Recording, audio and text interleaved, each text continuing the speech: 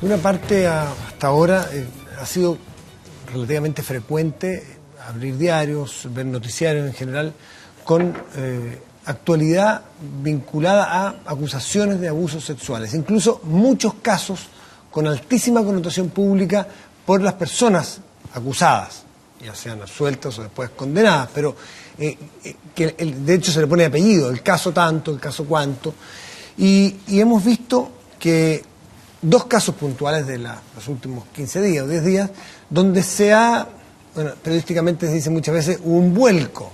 Un vuelco sería como si se hubiera comprobado algo y después por X razón se prueba lo contrario, pero más bien se sabe una verdad jurídica en un tribunal donde desafía, por así decirlo, todas las expectativas de los acusadores y muchas veces de la opinión pública, en cuanto a que cuando hay una persona ya imputada es sinónimo de condenada. Y daría la impresión casi, paradójicamente, que para qué perder, porque es una caricatura, para qué perder tiempo y plata en juicio si la persona ya está condenada. Me refiero a los dos casos donde los tribunales, en un caso de manera unánime y otros 2 votos contra 1, determinó que los imputados eran inocentes. En el caso Hijitus de la Aurora, en Vitacura, y en Maipú, en el caso Mater Purísima. Estamos con dos no protagonistas, pero cercanos a los protagonistas, ya sea en un caso u otro. Romina Romeo es hermana del imputado. Gracias, Romina, por estar aquí. Muy buenas noches. Y Rainerio García de la Pastora, abogado en el caso de Maipú, del Mater Purísima. Muchas gracias por estar aquí, Rainerio. Gracias a ustedes por invitarnos. Los quiero invitar a ustedes y a ustedes en su casa también a ver la siguiente nota.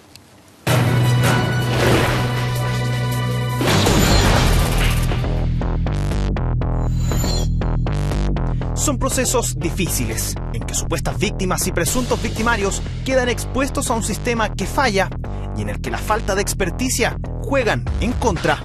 Comunicamos la decisión de absolver a Juan Manuel Romeo Gómez de todos los cargos imputados. Un caso, el de Juan Manuel Romeo Gómez, absuelto de todos los cargos.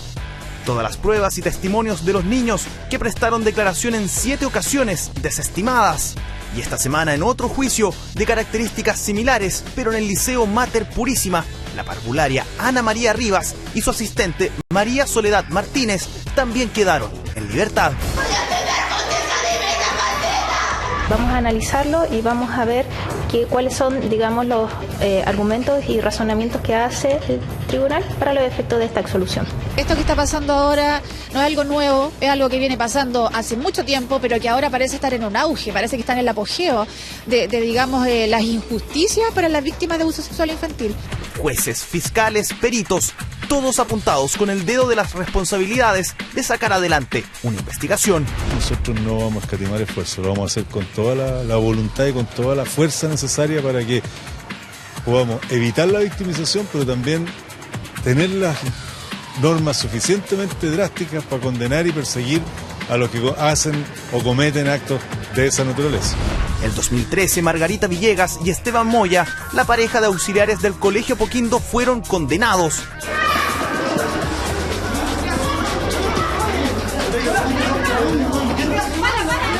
Familiares, esta vez de los imputados, reclamaban injusticia por quienes cumplen condena de 15 y 11 años por violaciones y abusos sexuales contra menores. Siempre aquí hubo corrupción, hubo plata de por medio. Y eso ahora lo podemos decir con valentía. Esto ha sido un montaje solamente para sacarle plata al colegio. Solicitud de las víctimas que las hicieron llegar hasta el ministro de Justicia. Brazalete electrónico, entrevista única a los menores y no a las rebajas de las condenas son parte de las propuestas. Pero, ¿quién entrega la respuesta en estos juicios, donde al final pueden existir víctimas por ambos lados? Rainerio y Romina, ¿estamos frente a un acto de tremenda injusticia o estamos en caso, o podría ser también el caso de que las fiscalías no entregan las pruebas suficientes para poder probar los abusos sexuales? Yo creo que estamos en un caso de expectativas exacerbadas.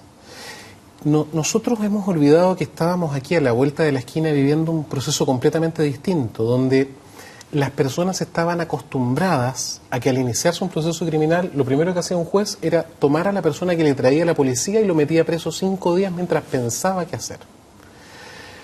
Hoy día ese paradigma cambió. Hoy día lo que tenemos es la misma sociedad civil que se enfrenta ante una fiscalía que se ve en la necesidad de dirigir a dos cuerpos externos, que son las policías, y a una serie de auxiliares para tratar de ver de su perspectiva qué existió. Y sobre esa base presentarle a un tercer cuerpo, que es el Poder Judicial, una historia y decir, aquí pasó esto. En estos casos en concreto, lo que tenemos es que se equivocaron, que la forma en la que trataron de presentar lo que ellos consideraron una verdad no solo fue mordaz, sino que ineficiente. Y afortunadamente en este tipo de casos, los tribunales de justicia han podido darse el tiempo que no tuvimos como sociedad en un primer momento para reflexionar de lo que estaba pasando y analizar. Y cuando se analizó en profundidad, se dieron cuenta y dijeron, este es un error. Esta gente no ha cometido estos hechos y estos hechos no existieron. Eso es lo que tenemos. Tenemos un análisis más profundo de una realidad muy presurosa que pretendió presentar la Fiscalía. Y ese es un error profundo. Se supone, y es una injusticia lógica pensar que se suponga de esta manera, que el fiscal debe tener la capacidad de ser objetivo para analizar lo que son las pruebas e investigar tanto lo que inculpa como lo que exculpa. Y la verdad es que además de ser un criterio bastante falaz, no podemos pedirle a una persona que piense perseguir a otro y además sea objetivo. Además de ser un criterio falaz en ese sentido, es un criterio que no tiene contrapeso, porque no hay una forma de durante la investigación mitigar o contrarrestar internamente la investigación del fiscal. No hay un superior que decirle, oiga, esto está mal, fíjese en lo que están haciendo. Romina, en el caso de usted, en el caso de tu hermano, que estuvo tanto tiempo imputado y estuvo en la mira, estuvo 10 meses preso, me parece, ¿no? Un año y medio. Un año y medio, perdón, un año y medio detenido, privado de libertad. ¿Hay alguna forma de reparar eso? Porque tú entiendo que eres profesional de esa área justamente, de la salud, sí. Y ¿hay alguna forma de reparar eso y hasta qué punto ustedes sienten que la condena ya está, pese a la absolución de la justicia? Que alguien podrá estar viéndolo y decir, es que la justicia estuvo mal hecha, es que los fiscales no presentaron las... Pero bueno, los que estamos afuera tenemos que atenernos a ver el fallo, y según ese fallo tu hermano es inocente, pero tu hermano es un condenado públicamente. ¿Cómo opera eso? Para mi gusto, yo creo que, o sea, lo primero que hay que tener como en claro, y ojalá fuera el aprendizaje que se sacara de estos casos, es respetar un poco la presunción de inocencia, que es algo que se ve tan lejano hasta que le toca a uno, que nos podría pasar a todos.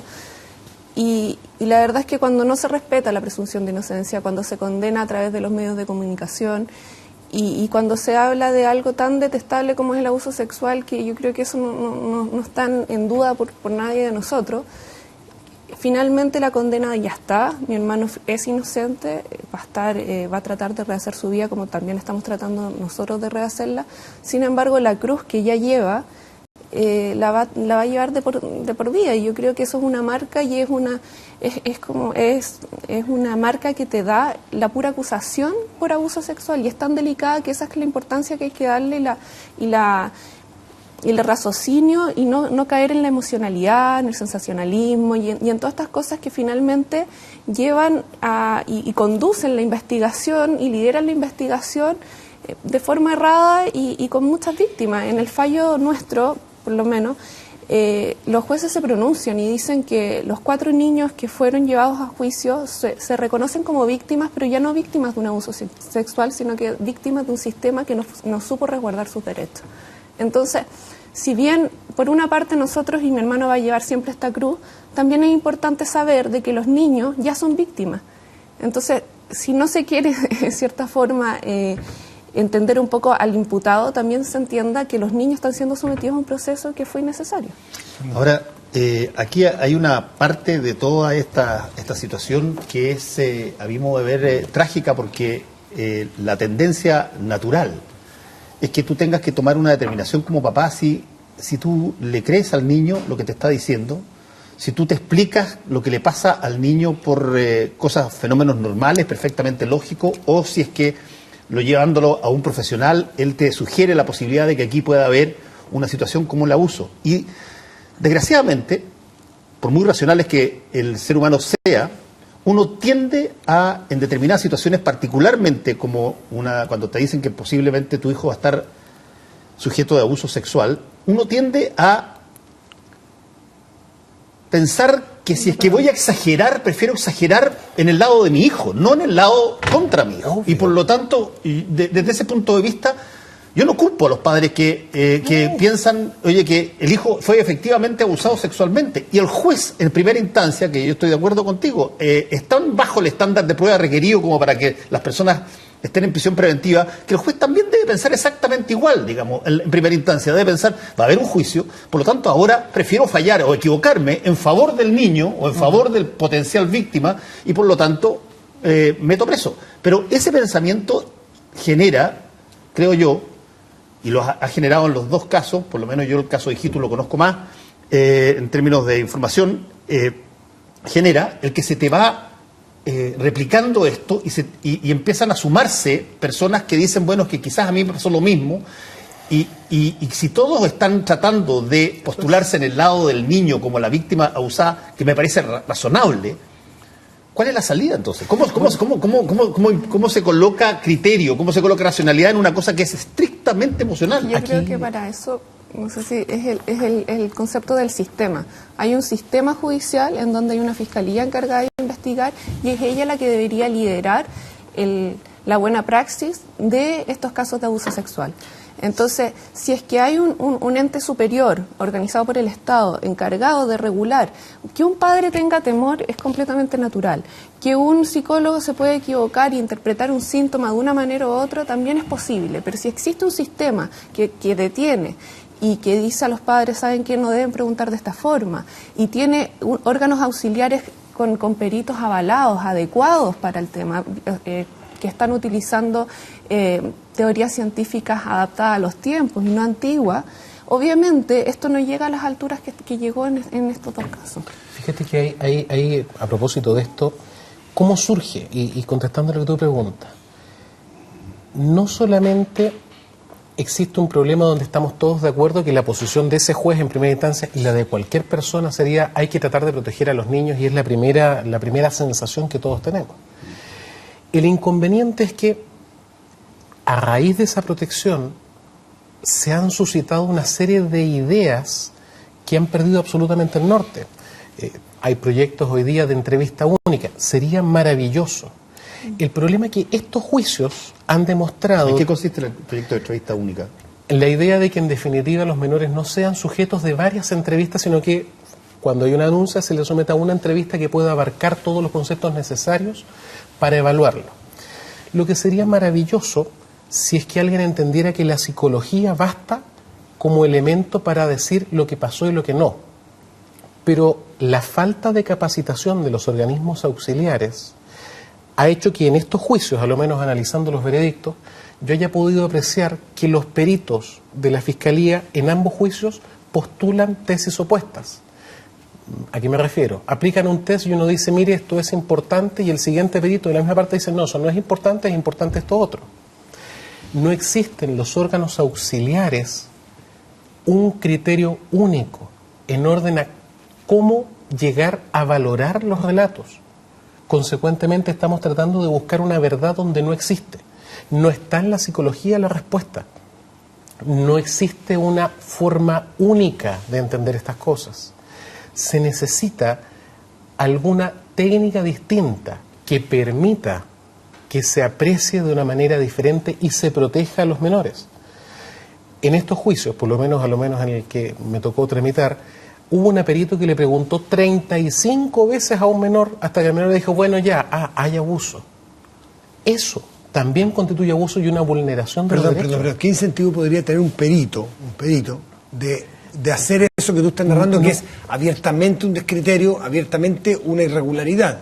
Yo podría pensarlo de un abogado de la contraparte que pida, ¿no es cierto?, y prácticamente torturar psicológicamente a un niño con una pregunta hasta que lo haga contestar lo que él quiera. Pero un perito, ¿qué profesión? Entonces quiere decir que los peritos en Chile tampoco están calificados. Hay un concepto en psicología del testimonio que se llama sesgo confirmatorio, que es cuando el perito pierde esta capacidad objetiva de analizar la prueba y se vuelve subjetivo y tiene entonces una convicción de que los hechos sucedieron, de manera que él tiene que ayudar al menor y cuando lo interroga, por tanto sabe que necesita esa información o necesita tal síntoma o tal conducta para poder reforzar su teoría de que los hechos sucedieron, basado en una convicción previa de que esto pasó.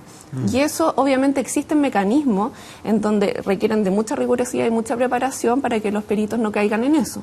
Pero eso es como básicamente, no es que hay una intención maligna por demostrar algo. Sino sí, que... y acá nuestros peritos además tomaron estos sistemas internacionales, porque hay un alemán por ahí que inventó un sistema que permite en su criterio dar una validez a un relato según ciertos parámetros. Y por supuesto que acá además hicimos una adaptación a la chilena de ese sistema. Entonces, la verdad es que no existe, o estamos buscando en la psicología algo que no existe, que nos digan qué pasó. A lo sumo pueden decirnos si les parece más o menos creíble el relato de una persona, pero no pueden decirnos si es cierto o no lo es. En caso, hola, ¿cómo están? Buenas noches. En caso de conductas extremas, obvias, como por ejemplo una violación física, obviamente que ahí no hay problemas de interpretativo. Ninguno. Pero en las conductas humanas tienen una enorme franja que son interpretaciones, y esas interpretaciones definen después lo que realmente ocurrió. La realidad la produce la interpretación. Y a propósito de eso, ya entrando a un tema, si tú quieres, contextual, donde entra esto, lo que decía Fernando de esta cosa emocional es exactamente la mecánica que forman las hordas linchadoras y que han sido, en estos casos han habido varios casos por el estilo donde todo el mundo se suma de repente con mucho deseo de creer de que alguien es culpable, afirmar sin tener ni idea de quién es la persona. Esa psicología de la horda linchadora es la psicología de la mala voluntad. Cuando una sociedad sana, yo creo que uno presume en forma natural la inocencia de los demás porque uno no sería capaz de cometer cierto acto, entonces uno no lo puede creer, incluso puede caer en la ingenuidad. Le tienen que probar a uno con fuerza de que algo se cometió, porque uno tiende a presumir la inocencia de forma natural, no meramente como un principio jurídico. En una sociedad enferma, como yo creo que está este país, en muchos sentidos, yo creo que este es un país enfermo del mate, repleto de resentimiento y de iras que andan buscando a quién le pego para descargarlo. Este tipo de situaciones, como otros que se dan en política y en otras cuestiones, o en las tomas de colegio donde se destruye todo lo que se pone por delante, es el caso ideal para presumir con mala voluntad la culpabilidad, pues.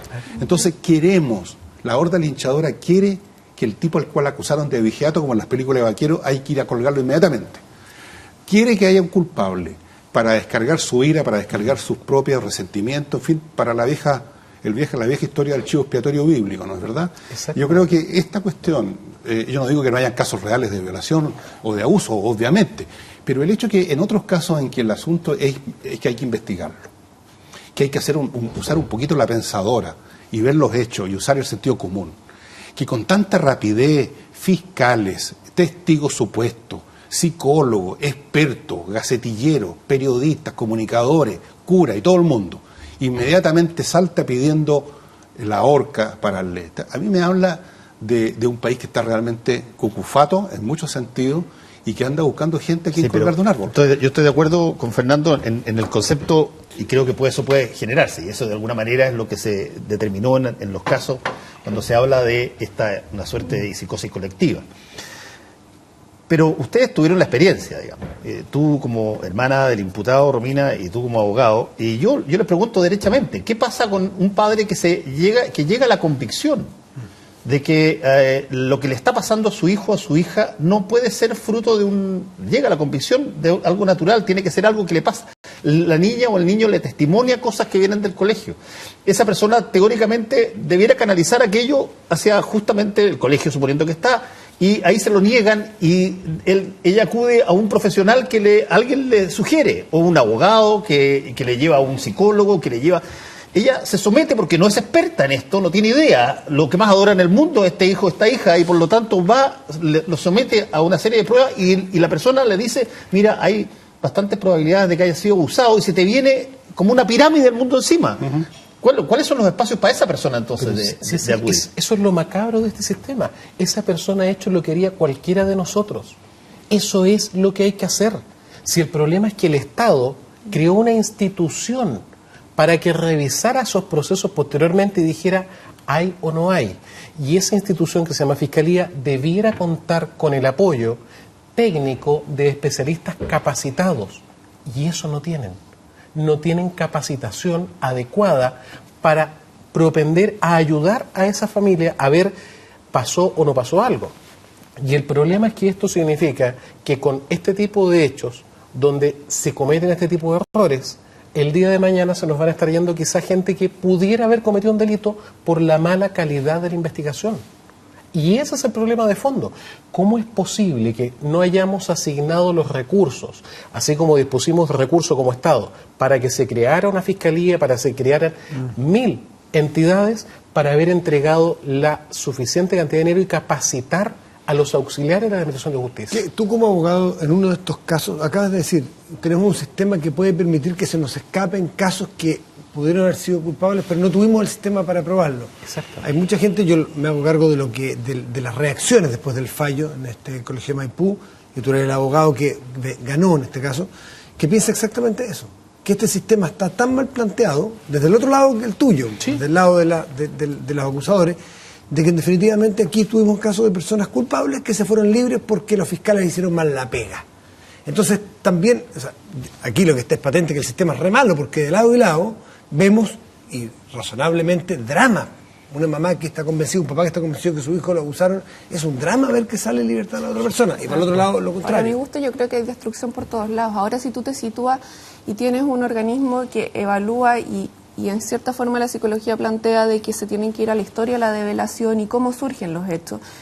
En el caso Hijitus en general surge a partir de la sospecha de una primera madre, en donde a raíz de una alergia a los genitales que tenía su hija, y conoce a mi hermano, y mi hermano, como es una persona que tiene una discapacidad y que se ve distinto, lo ve y dice, bueno, me dio algo en la guata, paré las antenas, llegué a preguntarle, me decía que no, pero se ponía nerviosa, y que comienza a indagar en la menor varias veces en forma repetida, hasta que ella da un relato, y se desata lo que hablamos ahora, en donde tenemos a una persona detenida en menos de 24 horas de investigación, con medios de prensa a las 4 de la mañana un día domingo, con medios de prensa el otro día lunes a las afueras de un jardín infantil, con un abogado adicto a los medios de comunicación, dando información falsa, con una madre también dando información falsa, que finalmente encienden esta hoguera y bueno, y todo cae ahí, y padres legítimamente asustados, legítimamente entran en pánico y mal conducidos por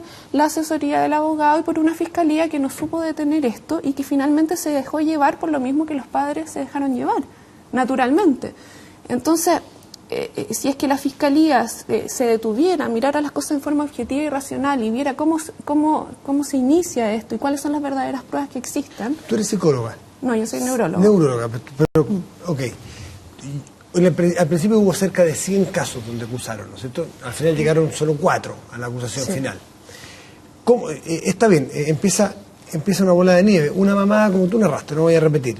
¿Cómo llega a contaminar, me cargo de lo que tú dijiste, a contaminar a 100 mamás o a 100 papás para que saquen de sus hijos relatos con cierta verosimilitud para querer ir a un tribunal y exponer a sus hijos, porque al final les ponen harto a sus hijos? Lo que ocurre es ¿Cómo se logra eso? Para mi gusto, en el caso Hijitus, se logró muy fácil poniendo los medios de comunicación, grabando el arresto de mi hermano, grabando la detención, con esta información falsa que te comento, hablando de violación cuando no había, de masturbaciones entre profesores, de familiares involucrados, de una red de pedofilia. No olvidemos que mi madre también estuvo imputada, que permaneció 5 días en prisión preventiva, que estuvo 10 meses en arresto domiciliario total, creando una serie de red de pedofilia. El jardín tenía 40 años, sin embargo, de la noche a la mañana se crea la convicción de que este jardín se generó y se creó para saciar las necesidades sexuales de mi hermano. Entonces, se empiezan a generar una serie de, entre comillas, rumores, dichos, pero avalados por un abogado. Está bien, pero, y organizados en una reunión en donde se les plantea a los apoderados que la forma de descubrir si su hijo fue abusado o no es llevarlo a declarar a fiscalía a través de una querella colectiva. Ese fue un consejo común en el caso de Mater Purísima, también, lo mismo sistema. Reunión informativa y acto seguido, según lo que dijeron algunos testigos, supuestamente los mismos servicios públicos les habían recomendado que llamaran a los otros padres para que hicieran las denuncias. Sí, pero tienen que conseguir voy a ser de abogado del diablo, tienen que conseguir que 100 hijos, o sea, 100 padres o madres, que 100 hijos contesten o tengan un relato que los aproxime a ir al tribunal. Si no cuesta nada. Y no es necesario. En el caso Hijitus, en sí, si uno evalúa los relatos de los menores que dieron en fiscalía, no daban relatos. Bueno, de hecho llegaron solo 4 de 100 casos. No, y de los 4 habían 3 que en fiscalía no dieron relato. Y después fueron reinterrogados y tampoco dieron relato. O sea, si hablamos de entrevista única, fantástico, no hay caso. ¿Y esos 100 padres que sin relato van al tribunal? ¿Cómo lo leen ustedes? Fernando tiene razón. Somos una sociedad poco sana. Muy mal. Muy mal está nuestra cabeza, nuestra psiqui. Corremos inmediatamente ante estímulos. Y yo creo que uno de los estímulos más poderosos es que nos digan que algo le pasa a nuestros hijos, porque no vivimos nuestra propia vida, vivimos en base a la perspectiva de lo que va a ser mejor para ellos. Por eso nos sacamos la mugre trabajando, para que a ellos les vaya mejor, nos preocupamos de la educación porque es el futuro, no hoy día, sino que a futuro. Entonces, cuando tú, en ese contexto, en esta sociedad, dices que algo le pasa a lo más preciado para todos nosotros, por supuesto que cualquiera se vuelve loco.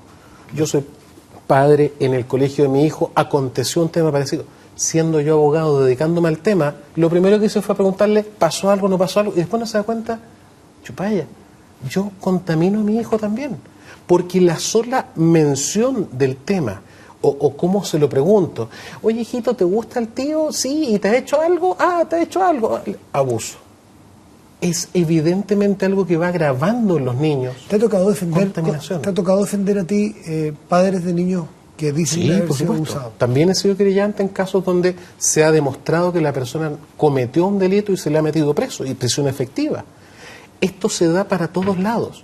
Por eso es que se requiere que exista alguien que establezca un sesgo objetivo, porque evidentemente los padres actúan legítimamente. Un sesgo objetivo, sí. Eso es un oxímoron.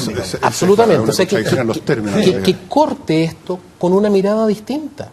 Pero fíjate que tú dices que los padres legítimamente, yo con todo respeto, no creo que responder como una oveja corriendo con todas las demás sea una conducta legítima. Creo que es una conducta estúpida.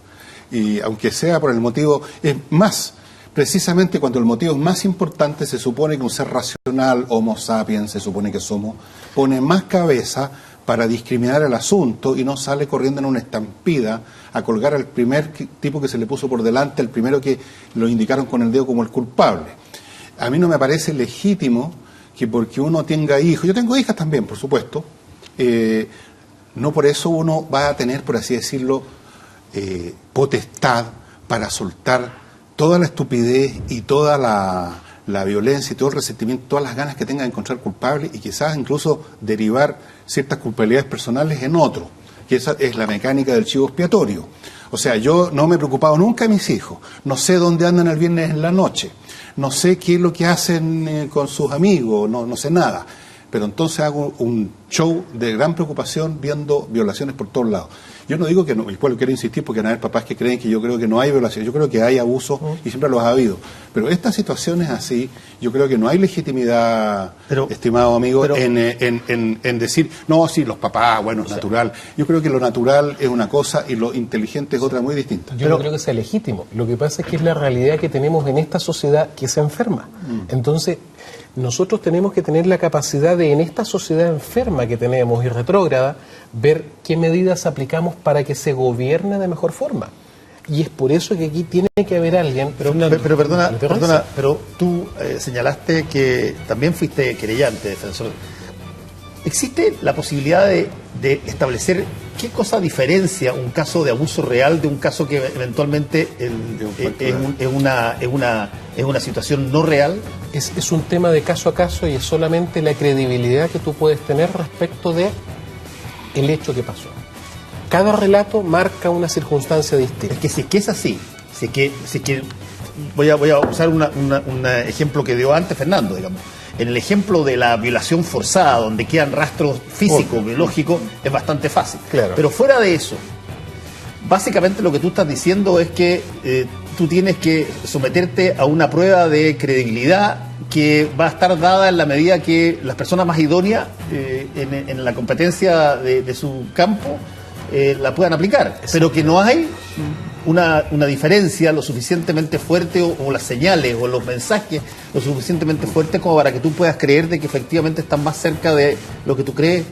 Yo creo, Bueno, claro. al menos que en estos casos, por lo menos en el caso Hijitus, que es un caso de abusos colectivos, o sea, casi de un psicópata en serie, de abusos colectivos en un centro educacional, en un espacio público, con tránsito de gente, afortunadamente hay elementos accesorios y que el tribunal se hace cargo que te hacen tener la convicción de que esto no sucedió. Más allá, saquemos el relato, saquemos la psicología, el testimonio, pero pongamos el sitio del suceso. ¿Qué era el sitio del suceso? Una pequeña sala de 2x2 con 4 ventanas, con puertas de vidrio, supervisada en todo momento por las educadoras. ¿Qué se demostró en el juicio? Con la misma prueba que presentó la Fiscalía y no la defensa, es que siempre hubo alguien supervisando esto, que las clases duraban 15 minutos, que nadie vio nada, que la conducta de los niños nunca cambió y que nunca refirieron nada.